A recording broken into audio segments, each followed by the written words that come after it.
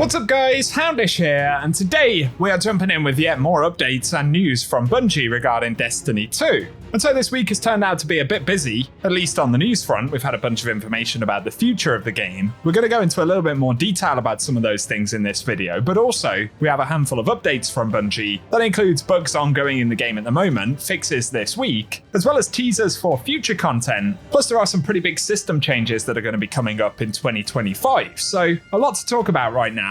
And if you guys enjoy the video, a rating really does help us on the channel. But without further delay, let's get into it. And we'll start out with just a couple of updates from Bungie this week. So something to note here, but Bungie Help said we're investigating an issue causing the Android version of Destiny 2's companion app not to receive notifications. And that also prevents in-app bounty acquisition. So if you've been affected by that, Bungie are aware and hopefully we'll have a fix for it pretty soon. Otherwise, as we learned earlier in the week, Icebreaker will be returning during episode 2 as part of the dungeon. Of course, we still have a dungeon pass, so we don't automatically get access to dungeons as part of the episode, keep that in mind. But Bungie have confirmed that Icebreaker will drop from the dungeon next episode. So DMG added, when we got the 10th anniversary art, we hadn't considered that Icebreaker would be there, and we had a last minute scramble to acknowledge it. It also teases, just wait till you get your hands on it via the new dungeon, of which we'll get more details soon. So sounds like even the community team was surprised at the return of Icebreaker potentially, or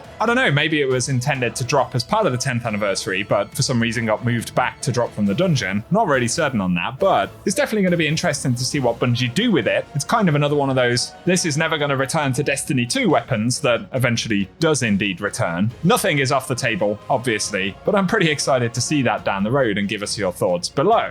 Up next though, Bungie have additionally responded to the ridiculous number of Engrams that players need to loot in the Skywatch for the Legend title. And so players have been spending a lot of time trying to get Engrams dropped on the ground, and for each one that's picked up we get 7% progress. Obviously they are random drops, so it requires a significant amount of farming, but Bungie have responded and said, we've heard your feedback on the Skywatch Engrams, and we're planning to boost the enemy density in our next update. In the meantime, there's still several weeks left to earn access to the Legend pin, and the Legend title will continue to be available until codename Apollo ships in 2025. So they're not going to adjust the requirement, but they're going to increase the amount of enemies that are present in the area, which should technically increase the drop rate of the Engrams. But there is another 9 months or so at least where this will continue to be available, so there isn't necessarily a strict rush, but hopefully nonetheless when Bungie do update that, it'll be a significant improvement over what we have at the moment. Otherwise, this week, the entirety of the Echo's story has now concluded. So beyond the main quest steps, we can also access the season epilogue.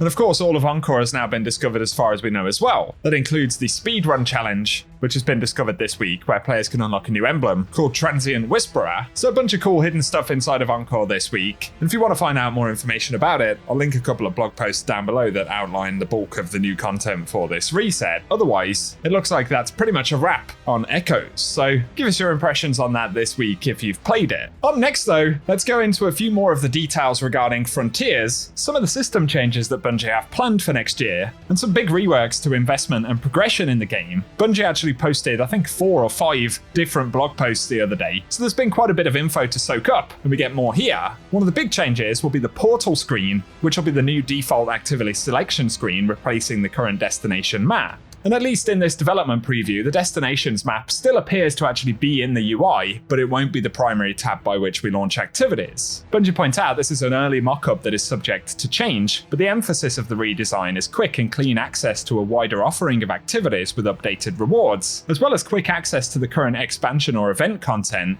Activities will be grouped into categories, and these will expand to present up to a few dozen activities each. Every activity available to launch from Portal will feature updated rewards every season, and it'll present a viable path to the highest tiers of weapons and armor available. And the intent is for most activity launching in a season to occur from the Portal, with any choice that you make being a path to worthwhile rewards. And so whether you are a new player or an invested player that's been around for a long time, the individual categories available in the Portal should make it easier to sort of identify and access particular pieces of content. So the individual categories consist of solo ops, which is 1 to 3 player activities requiring very low time or social commitments. These activities are designed for solo players, but are still fun with a fire team and are easy to pick up and play for a quick session. And they say solo ops will also feature a new activity type, which we'll get into a deep dive soon. So that'll be interesting. But then there is fire team ops, 3-player activities for match-made or pre-made groups, designed for fire teams with more cooperation and coordination. These will feature activities like Strikes, Onslaught, the Coil, and new types in the future. And then we have Flashpoint Ops, which are 6-player activities for match-made or pre-made groups. Planned for a future season, this category will be introduced later next year, and it will feature more chaotic 6-player combat-like offensives. And then there's Pinnacle Ops, which is 3-player activities featuring some more challenging content that includes dungeons, exotic missions, and full-length onslaughts. And Pinnacle Ops will have an exclusive reward pool to claim, but success is not guaranteed. The Crucible will feature as part of the portal as well, a selection of core Crucible playlists for solo players and fire teams, providing an opportunity to test your mettle against other Guardians. And again, exclusive rewards will be available to claim from this particular area of the portal. And they say that portal activities will also list expansion drops, as well as any current running events like Iron Banner or Festival of the Lost. But they say the portal screen will also host consolidated and streamlined side objectives like bounties or seasonal challenges. That aspect of the redesign is still a work in progress, but the primary goal is to greatly reduce the chores that need to be done before diving into an activity. And it'll be interesting to see how this interacts with things like the Pathfinder system, which is still relatively new. It sounds like it might end up actually replacing it, potentially. But for bonus rewards, every day several activities in each category will have bonuses added to their standard offering, and these rewards will include things like specific weapons, specific armor slots, and currencies like enhancement materials or strange coins. The bonus reward is guaranteed from the first daily clear, and it's available at a high drop rate on future clears. And activities with bonus rewards will be sorted to the top to find easily, so that you can quickly scan what's available and decide if any are worth chasing. So that will actually be a nice layer on top of this portal system. It might be that on a given day you see a certain weapon has come up. It could even just be a world weapon, but one that you know has a juicy roll, or indeed a specific armor slot that you might be chasing higher power or stats on, and it'll create a more targeted opportunity to go after certain things that you might desire. So I think that actually sounds pretty good. But next, Bungie talk about reward pools, and these are complete sets of weapon and armor that are available as rewards from one or more activities. Some weapons are shared across multiple pools, but the majority of weapons and all armor are unique to a single pool.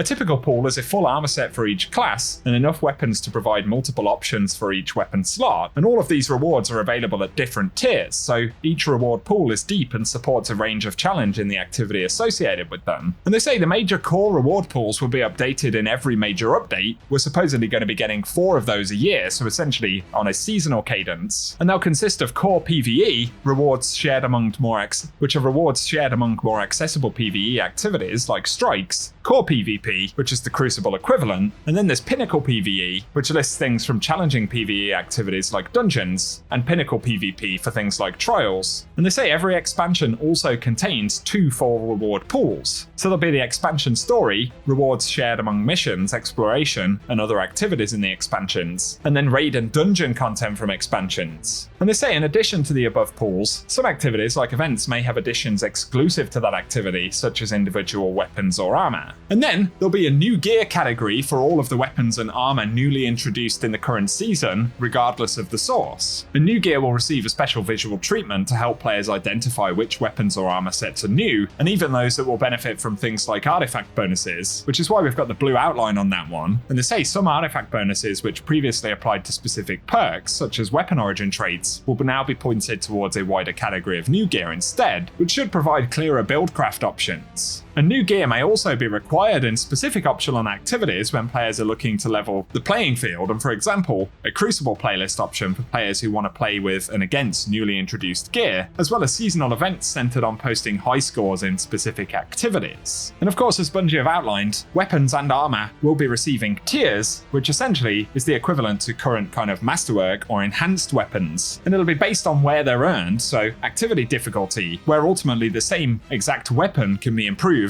by playing harder versions of the content that actually drop it, so that's interesting. Plus, Bungie are looking to introduce challenge customization, and initially they'll focus on PvE activities, which will now support robust challenge customization, exposed as new options alongside selecting the difficulty. And as we can see from the UI there, as we increase the challenge and add modifiers to it, the UI will identify how the rewards actually improve, which is a pretty cool concept. So more different ways to play the game, and more ways for Bungie to utilize the same pieces of content to suit more types of players, right? So it's an interesting way of tackling some of the issues in the game. And they say the modifiers include things like introducing new enemy combatant abilities to increase their threat, new combat challenges which change how we play, incentives to change up our build crafting setups, plus raising the power target for the activity, which globally increases the difficulty. And so on top of Bungie's new structure that they outlined with the roadmap of 2 expansions per year starting in 2025, as well as 4 major updates which kind of act like seasons, at the moment it's kind of looking like a generic rework to some very core parts of Destiny 2. And obviously Bungie are attempting to be reasonably radical with these system updates, so keep in mind things are in pretty early development, but we'll be getting more and more updates as time goes on, so I'll be sure to keep you posted on those, but those are some extra bits that I wanted to break down today. As again, it was difficult to go into a lot of detail. We would literally have been posting 30 or 40 minute videos with all of the info that Bungie shared on Monday. So now that we've got our heads around more of the changes Bungie have outlined, give us your thoughts in the comment section. If you've enjoyed the video today though, a rating really helps us on the channel as well. And get subscribed and I'll keep you posted with more Destiny content. But otherwise, cheers for tuning in, and I hope you guys have an awesome day.